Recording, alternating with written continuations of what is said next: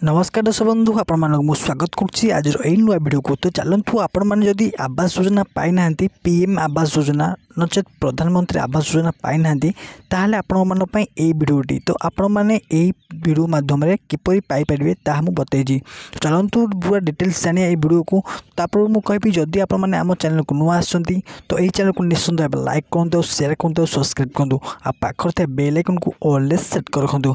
तो आपण मैंने जानथिबे कि एबे प्रधानमंत्री पीएम आवास योजना प्रत्येक लोक मानक मिलना किंतु ता भर जो मैंने बाद पड़ते से आर्टिकल आसी देखो जो आर्टिकल लिखा है कि प्रधानमंत्री आवास योजना बा ग्रामीण रे हेउथिबा नूतन सर्भे हिताधिकारी निजर सर्भे करी निजकू तालिकाभुक्त करने राज्यर समस्त 6794 ग्राम पंचायत रे प्राय 13 लाख ऊर्ध्व लोक डिसेम्बर 2 ରୁ 4 मध्य 4 तारीख पर्यंत 3 दिन व्यापी तालिका प्रदान कर माने यही तारीख भितर आपण मानक घर तालिका दिज्व क्यों माने घर पाइबार योग्य आ क्यों माने अयोग्य ताहा आपण मानक तालिका प्रदान कर।